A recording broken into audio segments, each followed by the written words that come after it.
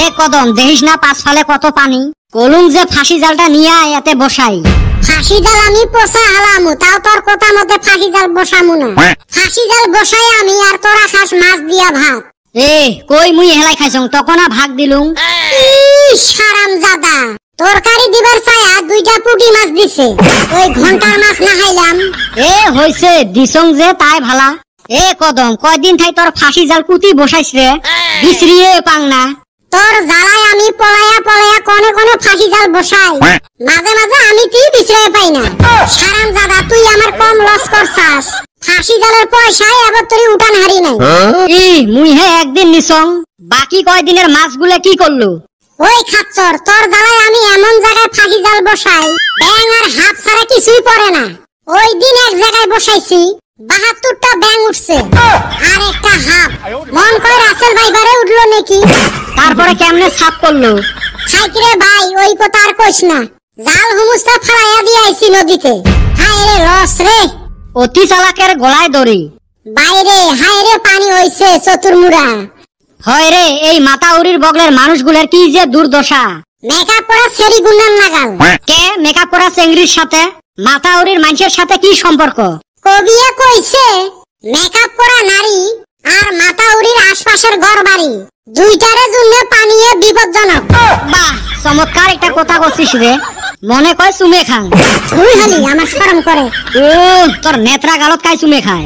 ওই মুখে আমি ফেল লাভলি মাহি, তো কই ফেল লাভলিয়ে মাহা লাগবে, ফেয়ার এন্ড লাভলি আর মাইকের পাইবেন নহইস। তুই যাই কইস রে ভাই, আমার মনে পড়লে আত্মাটা ছান্নত কইরা উঠে। কে কত হাউস করে জালটা কিনছিলাম, বেটি পয়সা পানিতে ভাইসা গেল। চ তোর মুই লাভ করা ব্যবস্থা করে দিবে লাগছং। কিবা কইরা চ না দেখবু এলা। তোর পাঁচ ধইরা বহুতবার লস খাইছি, আগত কোয়ান লাগবো। এ চাইরো ফালে রিলিফের চাউল দিবে লাগছে। চ বস্তা নিয়ে বেড়ামু, যেতে পামু ওতে থাকি গোটামু। হয় ভাই, পাইলে তাও অল্প উপকার হইব। আচ্ছা, কালকা বলে রিলিফের চাইল আনছাস? মুই তো আজকে 5 দিন থাই লাগি আছং। শুনলাম তুই বলে 6 জনের চাইল নিয়ে আইছাস। তোমার বাইতে না মানুষ 3 জন। এ তোমরা 3 জন যে সারাদিন মোর সাথে বেড়ান, তোমরাও তো মোর পরিয়ালের মতন না। হারামজাদা, পরিয়াল মারাইছাস। তগরে বাইতে আমরা কোনোদিন হাত ভিজান হারলাম না। হাত আর ভিজেস কে, একদিন যাস গাঁয়ে ধুয়ে দি মেলা। হাই রে খাচ্চুর রে। চো তাড়াতাড়ি চাউল ফুরেল। এই হারামজাদা গুলের কেনা দেখায় নাই।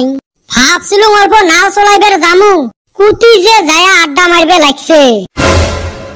ও কাহা কুতি যান না কইস রে বাউ, এই বানপানির সময় আগত কত রিলিফ দিছিল, এলা কেনা রিলিফের দেখায় নাই। দেখা নাই মানে প্রত্যেক দিনে না রিলিফ দিয়ে আছে। কইস কি রে বাউ, আমরা তো আজ পর্যন্ত রিলিফ পাইলেন না। কি কোন কাহা, বেটা ছাওয়ানা প্রত্যেক দিনে তোমার রিলিফের বস্তু নিয়ে আইসে, এই চাউল তেল লবণ বিস্কুট। হ্যাঁ রে বাবা, এলের একটা বস্তুও তো আমার বাড়ি আসি পাইল না। এই হারামজাদা এলে নিয়ে কুতি যায়। ওইটে জি নেত্তর মনটা কয় নিয়ে যায় বোধহয় বেচায়। মনটা কয় মানে সত্যিরে বেচায়।